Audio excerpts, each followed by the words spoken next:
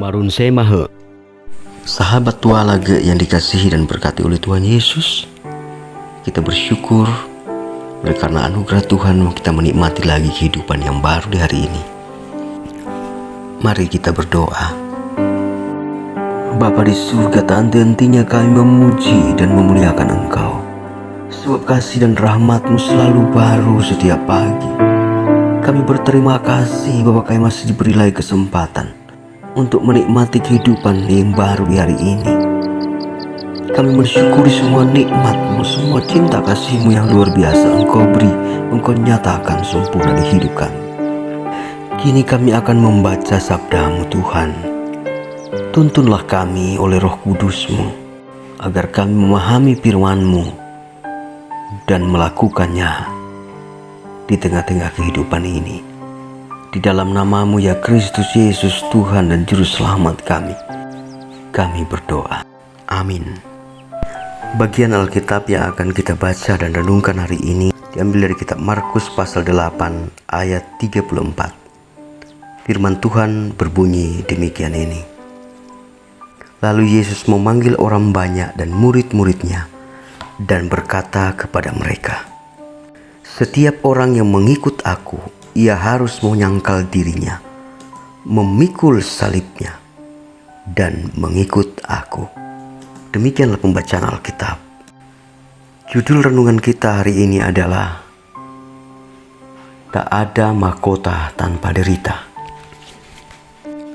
Saudara-saudara yang dikasihi oleh Tuhan Yesus, pada bagian ini Yesus memberi pengajaran penting bagi para pengikutnya, bahwa mereka harus berani menghadapi penderitaan walaupun harus kehilangan nyawanya. Hal itu dicontohkan sendiri oleh Tuhan Yesus. Ia akan mengalami aniaya yang hebat sampai mati di kayu salib. Yesus mengajarkan bahwa penderitaan menjadi semacam prasyarat untuk menjadi pengikutnya. Perhatikan perkataan Tuhan Yesus ini. Setiap orang yang mau mengikut aku harus menyangkal dirinya, memikul salibnya, dan mengikut aku. Saudara, mengikut Yesus berarti berjalan di belakang Yesus. Dan kisah pelayanan Yesus selalu diwarnai dengan penderitaan. Puncaknya di Golgota, ia mati bagi kita.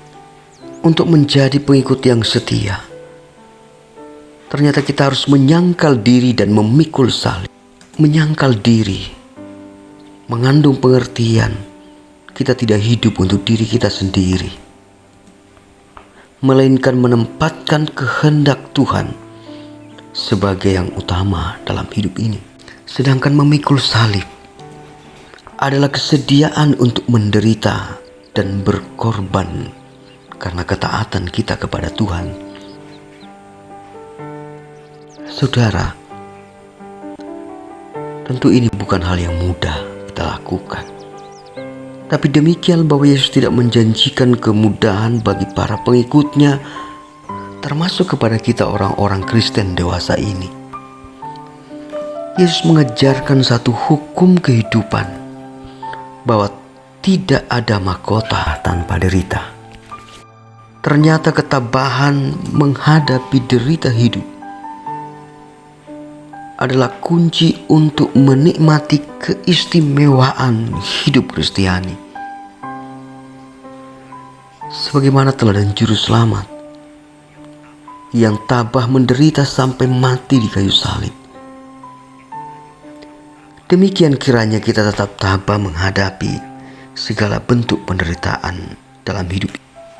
Terutama di masa pandemi ini, ada berbagai hal yang membatasi aktivitas kita, yang menekan kita dan membuat kehidupan kita selalu ada dalam ancaman bahaya setiap saat. Kita semua bergumul dengan ini. Demikian juga saudara-saudara seiman kita yang ada di wilayah Riau Barat, yang beberapa waktu lalu mengalami bencana alam. Kiranya penderitaan yang dialami ini tidak menyurutkan iman kita, tidak melemahkan komitmen kita untuk mau terus mengiring Tuhan. Bahwa ini adalah bagian dari salib yang harus kita pikul sebagai pengikut Kristus. Sambil kita terus berharap bahwa Tuhan pasti akan menolong. Tuhan akan meneguhkan, menguatkan kita, memberi kita kemampuan untuk melewati badai kehidupan ini. Sebab Dia Tuhan Allah kita yang mengerti benar, yang tahu benar sampai di mana batas kemampuan kita.